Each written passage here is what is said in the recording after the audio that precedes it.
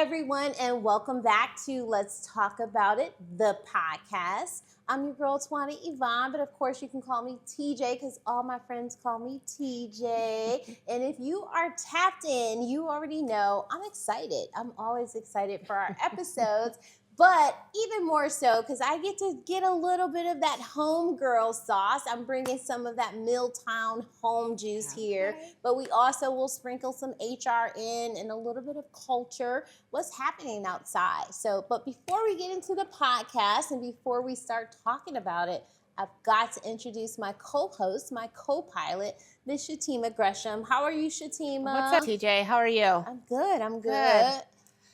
Walking into Leo season? It's pre-season, of course. It's Leo season already. I know. For us, it is. When July hit, it's Leo season. Although Leos don't start till later in the month. Correct. We have what's called a pre-season, which kind of taps into the Cancers. Correct. Oh, Lord. The Cancers was eating me up because the moment they be like, when your birthday, girl, they be trying to figure out if my birthday is the same day as theirs. And, I'm the last day of the month. But we do have a preseason. We can't help it. We got to get a little warmed up, and then we turn all the way up. Quite a cat. We've been planning since January, so it doesn't matter. We've been planning since January. We told y'all last time it's a holiday. Leos think their birthdays, but honestly, we don't do this all year. All right. Well, I don't. Shatema says she do. I be pre-planning before the turn up. She turned up all year. I'm not. I'm introverted at home. I'm quiet. I need my time. I am. Believe it or not. Like at home, I may not answer all the time because I may need that peace and that quiet. But when we're outside, we're outside. So that's the part. When we're outside, we're outside. Right. Yeah. But inside, it's a whole different energy. Yeah. So tell the people who you're introducing us to. Absolutely. So I'm excited. We have a wonderful guest. We have Miss Nicole Phillips. Hey. Welcome. She is the VP of Business Development of Patient Transport. She also owns her own marketing agency, Tonic Phoenix. Yes. She is been in Arizona for 23 plus years. 21. 21. Close enough. I'm going to give you a new number, 23. Plus, by way of Milwaukee. Yes. So that's where your Milwaukee connection Yes. That's him. Hold it down for the natives. Here we go. Honorary members. For the natives. And she has two beautiful dauters. The three of us. Two beautiful daughters. Yes. Welcome. Thank you. Thank you. So glad to be here. Talk about it. We're talk excited. About it. Yes. I want to talk a little bit about that marketing company. I think that's unique. Okay. I also see Nicole's socials and she does very well presenting. I'm understanding that's not the space you were in the marketing world. In a sales capacity in any company, you're going to have to be able to present well, to articulate, to get across the message if you're selling multi-million-dollar contracts and deals. Understood. So in that place, everybody who comes into my world would have to have some sort of a background in that regard. I mean, I did do voiceover work for radio years and years ago. And that was kind of fun. I used to do it for Kia dealerships back in Wisconsin. But other than that, it's just been the professional presentations. Moment, right? Full circle, Full circle moment. How did you get into the marketing sales space? So I literally was working for a Section 125 cafeteria plan and a 401k plan. Okay. And so I was working, it was called the HR. Barrington Group in Milwaukee, Wisconsin, and I'm downtown. And we would sell companies before the IRS came in to indict you and all this kind of stuff, because if you weren't offering full benefits to everyone in your company, if you were doing, I'm just going to pay for my cousins or whatever. This is back in the late 90s. Right. You couldn't do that. So you have to offer the plan to everyone. Right. And if they opted out, they could. So we just had to come in and offer plans to companies because we had this whole list that the IRS had provided us with. Go straighten them out before we get them. So that's how I got into that sales piece of it. And then I was literally coming home from a trip from Mexico, and I heard an advertising on radio. Do you want to sell radio advertising? And I was like, well, yes, I do. So the next morning, I called the station. I called the general sales manager because that was the first time I'd ever heard such an advertisement.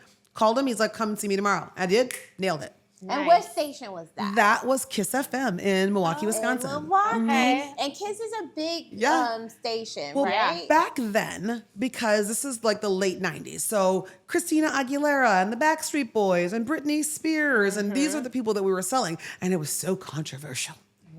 It was so racy. Her belly button showing. Yeah. I mean, it was just like, it was so taboo back then, Yeah. right? And then Yeah. like, we had New Edition and all these different things. And so our station was with the adult contemporary station was the 99.9, the mix was back then. I remember And 99.9. And so we sold in tandem with that station. So we were the redhead stepchildren coming with our belly button showing, gyrating little station Guys with was these rogue. teeny boppers. Right, yeah, and here right, was the, Nicole's the personality. Yeah. exactly. Right. So here's the envelope over there. the adult contemporary station Stressing that all the everybody HR bought, people out. So we had to come in with our little, and so they were trying to undercut us with rates, and so of course I wasn't having that, and so we demanded higher rates, and here we go with top 40 contemporary stations now. Yeah, it was definitely very controversial back then, though. I love that. So you started in radio and then transitioned to Phoenix. Yes. Radio. So I radio. left Milwaukee, which was Clear Channel Radio back then. And then I came here to Clear Channel and I worked at Kiss FM here in the mix as well. Yeah. And then from there, because my last station in Wisconsin was V100, number one for hip hop and R&B. Yes. So I left that station and came here, and then the hip hop and R&B station here was not a Clear Channel station. It was owned by MS Broadcasting at the time. And so MS, I came over to the sales manager and I was like, hey, I was the number one seller in Milwaukee. You need to hire me. They were like, come on over here. I love it. So it's just always, the presence in the room, knowing who the players are, knowing the parameters, and actually knowing how to speak up for yourself. So I've worked with every client, T-Mobile, you name it, Verizon. But it's also your energy too. It is. Because you have to be a people person. And like Truly. one of the issues like Leos have, and I'm learning because I'm an entrepreneur on my own business. I'm gonna ask you once or twice, and I'm probably walking away. Sure. I'm probably not gonna make the third phone call. I'm like, it's just not gonna work out. That's very typical in sales. Yeah. Especially when it comes to automotive sales, because that's where I killed it. Because at the end of the day, sales managers at car dealerships are very high power, busy people. Like you'll have an appointment at 10 o'clock in the morning and the guy's in his office. You can see him through his glass door. Yeah. But he's not coming out because he's in a meeting with someone else. Well, I'm the person who's going to walk in his office anyway and say, hey, I have at 10 o'clock. And he's like, well, I'm talking to my boss. Okay, he can sit in on the meeting. Right. Like I'm not about to be sitting and waiting in your office for an hour and a half, waiting for you to open the door for me when I have an appointment. So I hear Nicole speaking highly to the self-advocacy, right? Yes, like absolutely. very many times, and a lot of times, women in particular, we don't have that. We don't have the ability and the strength to have that self-advocacy. If somebody says, oh, he's in a meeting, okay, I'll wait. No, right? We need audacity of a white man. And I feel like she dominated the space, right? Like Shatema said, her energy and being able to advocate for herself. And you can see that. So tell us, what made you leave that corporate space though? So in April of 2019, I was working at the NBC affiliate here, KPNX, Channel 12 News. And I just got out of there and I was like, and I didn't leave on my own accord. I had a little trifling little HR situation. Understood. And so I left and it wasn't what I wanted to do. I loved my job. I loved everything about corporate. I loved everything about the structure and every bit of it, but I left and I decided, okay, I'm not going back to corporate. I'm not going back to somebody moving my cheese. Throughout my entire sales career, I was a top seller. I've never not been the top seller, or top two, whatever. And throughout my entire sales career, there was, Becky's coming from San Francisco and she's been selling radio for 2 minutes and we need to give her this account. Can you take her into the client and introduce them, make sure that they love her like they love you? I'm like, hell no, because they don't want Becky. They want me. Right. So long story short, that happened over and over and over again. And my managers were always very compensatory with, we're going to keep your pay the same, even though you don't have that account anymore. We're not going to affect your money. Right. But we want you to give that account to her and introduce to the client and make sure that she can bring in Gila River Casino or whatever it was the account was. And so always, constantly, as I built relationships with my clients and I'm being invited to my clients' bat mitzvahs and bridal showers and baby showers and weddings and all these different occasions, my boss is like, well, can you bring me? Hell no, I can't bring you. Yeah, they're using your equity. They're riding on your back. And then, sure, they would compensate you, but you were the one really doing the work. Building the relationships. Yes. So like at the end of the day, like my boss is kind of saying, and again, and I'm going to say this and say it very boldly, I'm a single woman. I've never been married. I have two children, one biological daughter and an adopted daughter. And I was always a single woman. Everybody else on the sales staff, especially in the C-suite, especially the highest paid account executives, were all married. Most of the women had trash ass husbands. The ones at the Coldplay concert. Girl. Who got not even Sorry, that. Like they were just like in the way they treat women that had husbands that were like kind of like the stay-at-home hubbies, if Right. you will, Oh, no, because they were ma'am. climbing the They were corporate the ladder. Yeah, executives, so they weren't executives. And so I'm just like, oh, I'll be damned. Yeah. Stay at home daddy. No, Yeah. no, girl. No, Yeah. You ain't staying home here. Yeah. No, ma'am. Yeah, it's So literally, because I didn't have a husband, like I got passed over 1 year at Power 92.3 here before it became Power 98.3. My sales manager shall remain nameless, Right. but she knows who she is. She knows who she is. We had a sales contest to sell. We had 5 packages to, if your top clients sold and you got them over this threshold, I think it was like a $55,000 threshold, more than the spend that they had last year, then they got a trip to Italy. We had 5 packages in our station. We had 10 salespeople. Guess who sold all 5 packages? You did. This girl, right? Did you get 5 trips? What I found out Right. later that our company had an incentive because once our market won and sold all your packages, then the sales manager and whatever got to go along with. They didn't tell me that the top AE that sold the most packages was going along too. So when it came time for me to go to Italy, I'm the single mom who was a 4-year-old at the time. My sales manager decided For Take care of you. yourself. that I wouldn't be able to get a babysitter for my daughter. No. So she went on my trip with my general sales manager. And then the damn audacity to try to compensate me with $5,000 worth of free food and beverage and rooms at the Lowe's Ventana Canyon in my Tucson. heart dropped. Girl, My yours, heart dropped. yours. I was My like, are you heart out of your dropped. flipping Because mind? instead of one, first off, assuming what your life could be. Like I ain't got a mama, a daddy, You know what I mean? sisters. Like It really wasn't about that. No. It Right. really was about you didn't really deserve it. I didn't you fit know? their mold. That's Yeah. right. I wasn't married. We I wasn't gonna bringing my go. husband with You me. stay home with your baby. We'll get Yeah. y'all some food, right? Girl, We'll at take the care of y'all. Lowe's Ventana Canyon. In Tucson. In So this So- is don't boil my blood. I- Not Go ahead. today. You know, Diva, I know so you got there's a lot. so many things, Yes. and it's nostalgic because I grew up here, so I know these stations that you're talking about, and knew a couple of friends who like intern at a couple Yes. of those stations, like back in the day. But it also resonates because Truly. I've never been married as well. Most people assume I am. So if I go into a new business, I don't know if just the way we carry ourselves in the conversation, they just assume. Oh, they that I'm always not. assume that my Yeah. daughter's father is some pro athlete from Yeah. back in the day, and I'm like, nope. Yeah, just or me. they just assume you're, They make these assumptions you're about married, us. and I'm okay with that. And then until they find out for whatever reasons and whatever conversations, because we don't keep it away from them, but I don't go out of my way to be like, oh no, I'm not. And so I have also felt like sometimes because of that, there are like assumptions, or are the kids okay? Like, don't assume We for know me, you girl. have to go do this, and I'm like, but I'm here every day. Right. Right. I have, But I'm here every day. by the way, I That's have not- a live-in nanny. Yeah, Right. exactly. Well, Like- there is a piece in corporate that, and just in general, for us as Black women, if we're not married, we're a step lower. 100%. Right? And so oftentimes we see that. We see women forcing relationships or staying in unhealthy ones because of the optics of what it is. And 1000%. so I'm not interested, but it is a poor practice in corporate, in my Absolutely. opinion, right? Well, Because to yeah. Nicole's point, she won that trip. There's no way or reason that her familial status, right, should have come into play At in all. terms But it's of always giving it to her. disproportionate with Black women, Of though, course. because the white women that are in those spaces still go on the trip. Absolutely. They'll get the Right. opportunities, and they Right. make concessions. Absolutely. You can bring the babies with you. You can bring, whoever. We won't do it at 6:00. We'll do it at a Right. different Right. time or Right. the weekend, and they make those concessions. Whereas,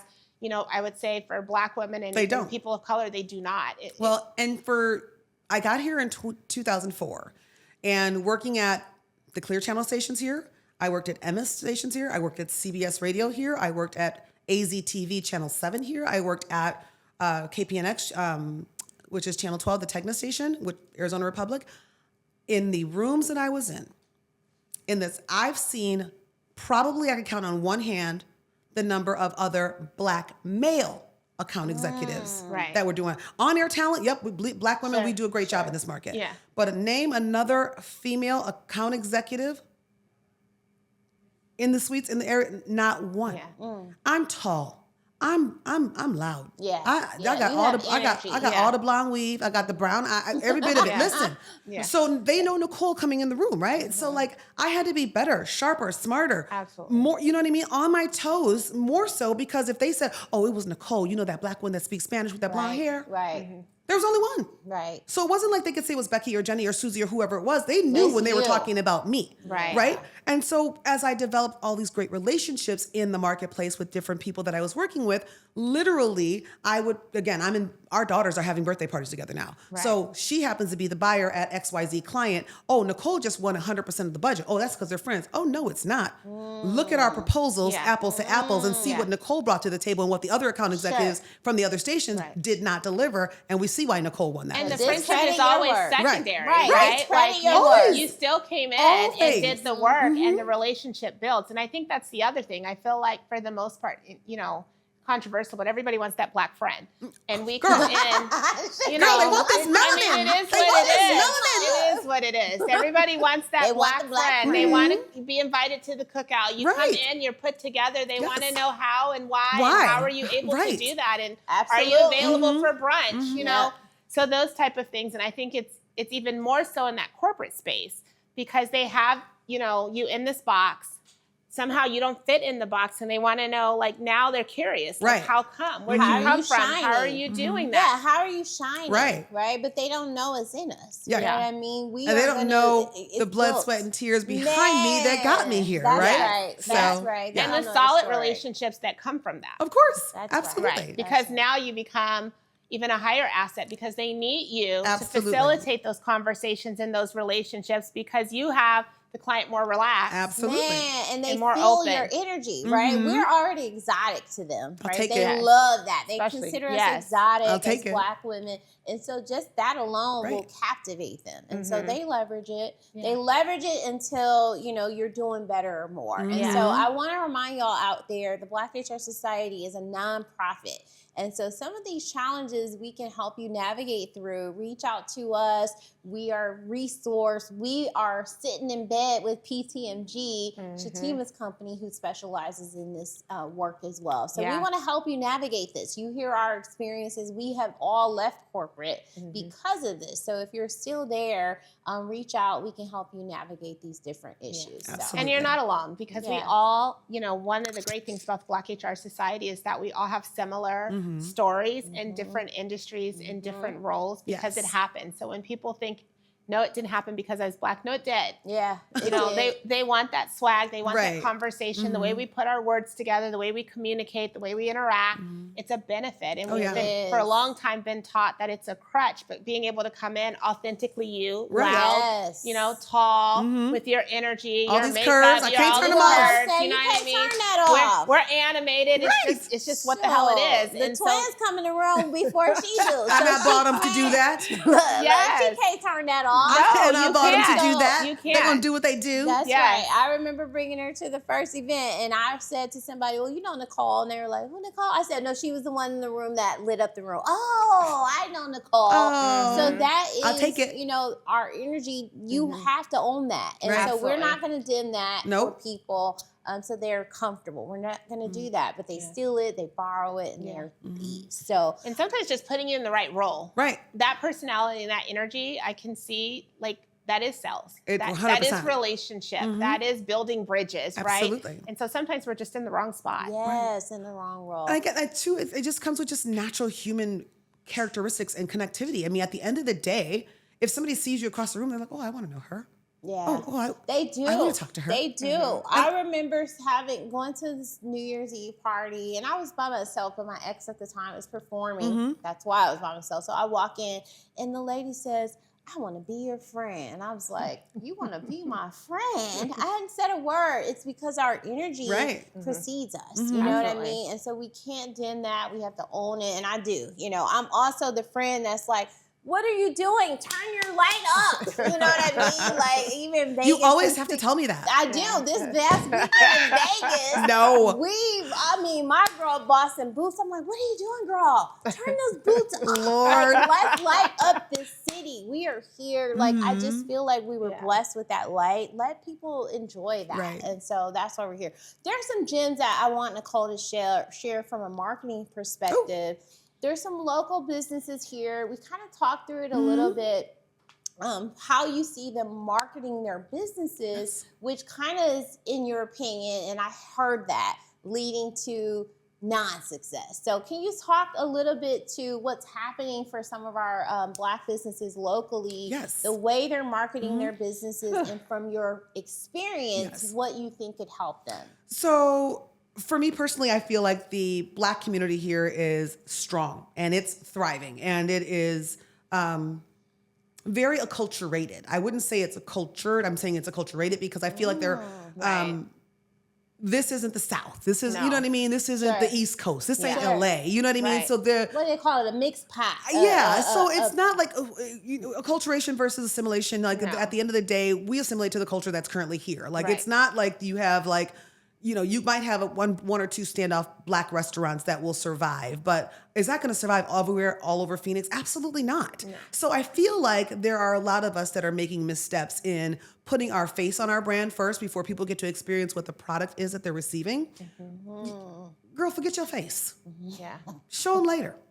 Let them fall in love with your product first. Let them fall in love with your service first. Let them fall in love with the unfound need that they have for what you're offering before you have to be like, look at me, it's me, it's me, it's me, it's me. And I get it. You know, we live in a social media world. Everybody wants the likes and clicks. Everybody wants to, you know, see that success grow because it's on my back.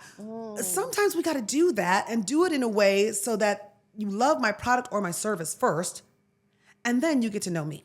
Right. Not that I'm a secret by any stretch of the imagination, but if I'm going to serve a community that is beyond the Black population, because I want the Black dollars and the white dollars and the Mexican dollars and all the damn dollars. So if you're going to serve that population, let them fall in love with the product first and then expose who you are. Invite them to know who you are. And so I feel like some of the confusion is that, especially in the social space, people are being pushed. I know I was particularly, you know, you need to be the face of the brand. Do you think there is confusion in how to market being the face of a brand or when, right? For example, State Farm has Jake. Right. But Jake doesn't own State Farm. No. Right. And so is there a different way to put that out where there's a face with the brand, but the face isn't first before and that's what I was going to piggyback on, because I think, and I would agree that in certain industries that makes sense, right?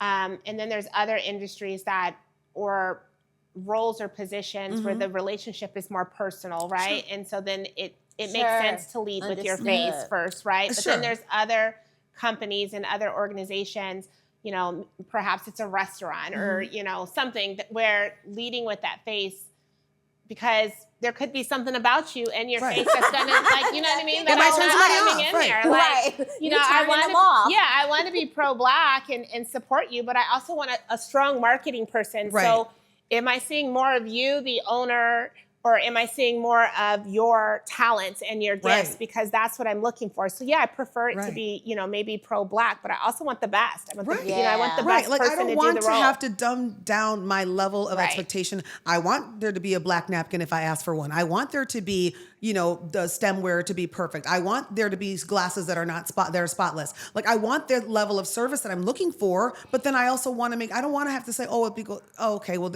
they just getting started. I don't want to have to make excuses in my mind. The concessions. They may be Black. And then, okay, this is my girl, you know, I don't want to do that. Because I'm not going to do that at Toca Madera or a Hillstone they didn't get no breaks. So why, you know what I'm saying? Like, at the end of the day, like, we need to elevate the level of service. We need to elevate the expectations. We need to elevate the experience, and the customers will come. Then we can tell them who we are. So do you think that's the misstep of people starting companies here in Arizona, that maybe that is something that works in other areas where there's a larger, more predominant 1,000%. Yeah. If you're in Atlanta and you look like TJ and you look like Sativa, you look like Nicole, and you starting a biscuit company, girl, this face is going to be... But in our market. In our market, Okay. we need to probably sell that service, that experience at first. Understood. Especially depending upon what, is it a pockety area in downtown? Are we in Arcadia? Where are we? Are we on the west side? Are we trying to open this in Scottsdale? So some of those things, and then once the brand, perfect case in point is Miss Dana from Sugar Jam. Girl, listen, that Jam. place took off, and then all of a sudden it was like, who is it? And there she was. You know what I mean? In all of her beautiful glory. And like, not that, you know, there's some secret sauce to that. It's just like the food, the service, the energy, every bit of it sold first. And then we're like, hold up. Is she black? And she pretty? And she got it together? Okay, let's do this. Yeah. And she expanded. Right. And she was in Scottsdale. So Absolutely. I do agree that, you know, when I was introduced to Sugar Jam, I had no idea who owned it, who ran it. And then as I really enjoyed it, enjoyed the space, I'm nosy. I'm like, who owned this? Right. Yeah. And then Exactly. I learned that she started as a bakery. She expanded. Her jam is award-winning. Yes. And then I was more intrigued. But the service and the product led first. So But Absolutely. sometimes that can hinder it too. Right. You know, especially in our market where you don't have, you know, this, it's growing, but it's still not a lot of us here with that pro awareness of support. Truly. Yeah. I'm excited. I haven't been to Warren's Supper Club yet, but I'm excited. I heard that it was I'm hearing great I things. did too. Great I heard it was things. good. So we got to check it out. I already checked out Shiv because you know that once we get the little supper club concept in town. So now I've got Shiv is in Scottsdale, it's right next to the W. Supper club as well. Lovely experience. And I know that I already like brunch and sip, child. Don't play with me. So my expectation level is heightened because I know the brand and I just feel like already I'm going to have a great experience. So I'm excited. And good food. Good stuff. Last one, Lush. You feel like that brand is doing great. We've seen them really grow. Like I was so excited for what they did. They brought something more upscale here. My challenge is they're in Tempe, right? And I feel like once you're out there, it's like it's definitely a destination location. Like you know what I mean? Like there's nothing else to do around it. So that's my only problem with that. Otherwise, the service is great. The food, the quality, every bit of it. I love everything that they're doing. It's just that. Okay, are we starting a night there or are we in a night there? Because that can't be in the middle of the night because like we can't do anything else around it, right? Yeah, because I've seen some people perform and then but after that performance, they clear out. Right. And I'm like, wait a minute. Where'd they go? It's 11:40. You know, I still want to be outside a little bit. So I agree with that. So. But I'm on the East Valley, so I like not having to go into Scottsdale and go into Phoenix. Sure. Although there's nothing else to do afterwards. So I agree, but I do, appreciate not having to jump on the 101. The aunties be ready to go to sleep after any. I know, but I'm like, we finally got something, south of Scottsdale. Yeah. Right. I wanted to get into dating with Nicole because I think she's got some cool and interesting dating stories. Damn. Dating. Like, you're a solo, single lady here, right? I mean... I'm not mad. I understand, Nicole. That's it all. It's not complicated. It's not complicated. Listen. It's not. Listen. It's not. It is what it is. It is what it is. It is what it is. We got to bring her back. We got to get all into this. I'm very dating non-committal. life. Me too. Non-committal. And the older I get, the more I like the space. Yeah. I want a relationship. So I do really too, but I just got to like- have parameters. Okay. Yeah. Parameters. I love Parameters. it. I love it. So this has been a great discussion. I hope you all have enjoyed this conversation. We will certainly welcome you back. But Shatema, go ahead and close this out, girl. Absolutely. Before we do that, Nicole, go ahead and tell them where to find you at in these streets, these non-committal streets. These non-committal streets. Nick Philly on Instagram or Nicole Phillips on Facebook and LinkedIn. So you can find me on both of those places. And your business is? And our business is Patient Transport. You can find that on Instagram, LinkedIn, and Facebook. Awesome. Well, ambassador, you're an ambassador. Ooh. Tell the people about that, girl. Don't tell me about this smoking and sipping. You classy. Tell the people about your ambassador We have lifestyle. a recent brand that launched back in February. It's called She Smokes, She Sips, and it is a ladies' cigar club. We are elevated experiences, sophisticated, sexy. We just have one standard. Ladies, come out in your heeled shoes. We want to be beautiful. We want to captivate the essence of the cigar bar. Everything that's silky and smoky and beautiful and sensual about that experience. For ladies. Most men that come to the cigar bar, they want to come there with their friends. Half of them don't even drink alcohol. They're just experiencing the game or whatever, catching up with a buddy. And it's just a place to hang out. And now with women, we can do that too. So we've done some cigar etiquette classes so women can actually pair their cigars with different things that they like in different drinks or cordials. We can different things with coffees. There's so many different and wonderful, amazing things, and the culture is just exciting. So we're definitely happy to be a part of. Love that. She I know, I smokes, have she to check it sips. out. Yes. So For sure. good. Good job, Nicole. That's so great. love So, Shatema, you always talking about me voluntolding people. I was does. voluntold. That part. She does. To be I'm an glad somebody ambassador. voluntold her Yes. to do something. Yes. and I she said did what I it. said.